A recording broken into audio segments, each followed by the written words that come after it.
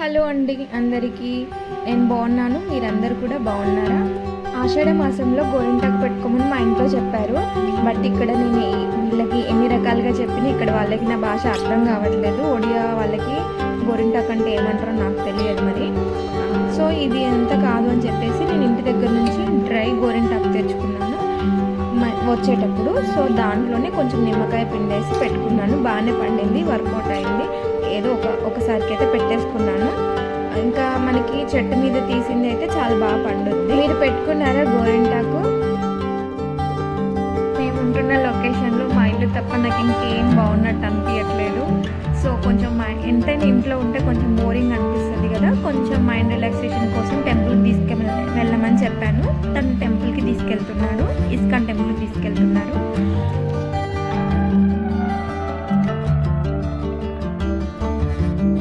ఒడిశా అంటేనే temple city అంటారు కదా. ఇక్కడ భజనాస్ అయితే చాలా బాగా చేస్తారు. స్పిరిచువల్గా బాగా కనెక్ట్ అవ్వడానికి చాలా బాగుంటుంది ఇక్కడ. కానీ ట్రాఫిక్ రూల్స్ మాత్రం చాలా స్ట్రిక్ట్ ఉన్నాయి. హెల్మెట్ వెనుకున్న వాళ్ళకి ముందున్న వాళ్ళకి కంపల్సరీ. అండ్ చిన్న డిస్టెన్స్ కూడా సీట్ బెల్ట్ పెట్టుకోవాల్సిందే. సీట్ బెల్ట్ పెట్టుకోకపోతే కూడా ఫైన్. మేమైతే ఇప్పుడు చాలాసార్లు కట్టాము. దగ్గర కూడా రిస్ట్రిక్షన్స్ ఉంటాయి, బట్ ఇంత బాగా చెయ్యరు కదా. ఇంకొకటి ఏంటి అని అంటే, రోడ్డు మీద షాప్స్ ఉంటాయి కదా, అలా వెళ్ళినప్పుడు కార్లో ఎవరు లేకుండా ఉంటే మాత్రం మీ కారుని మేము మర్చిపోవాల్సిందే. ఎందుకంటే పోలీసులు వచ్చి తీసుకెళ్ళిపోతారు, మళ్ళీ ఫైన్ కట్టి మనం తెచ్చుకోవాలి. మేము ఇదివరకు ఒకసారి పే చేసాం కూడా. అంటే మనకు అలవాటు అయి ఉంది కదా, ఆ అలవాట్లో పొరపాటు జరిగింది. ఇక్కడేమో చాలా స్ట్రిక్ట్ ఉంది. పోలీసులు అయితే ఇంకా 2 నిమిషాలకు ఒకసారి ఇలా తిరుగుతూ ఉంటారు వెహికల్ పట్టుకొని తీసుకెళ్ళిపోవడానికి. ఈ విషయంలో అసలు బయటికి రావాలంటేనే చాలా భయం అనిపిస్తుంది. ఎందుకంటే మనం అంత బాగా పాటించం కదా.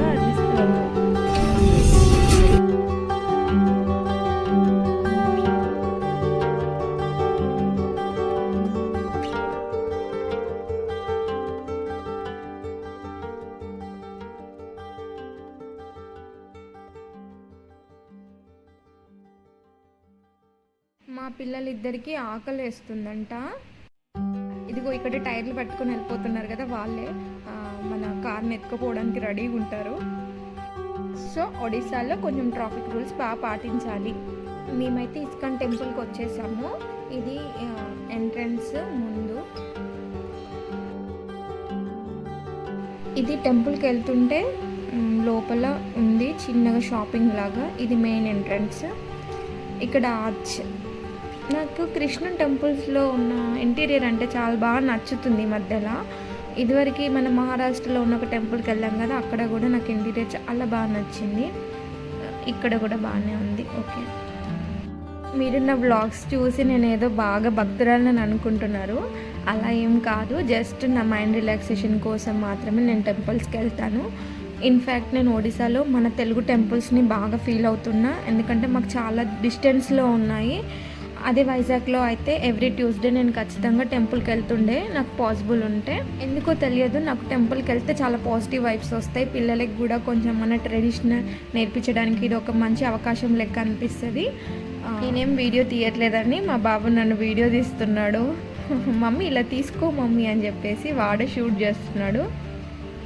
లిటరల్గా మా చిక్కు పెద్ద బాబు అయితే ఇంకా టెంపుల్స్ అంటే చాలు, అబ్బా మమ్మీ ఊరికే టెంపుల్సే తీసుకెళ్తావు అంటున్నాడు.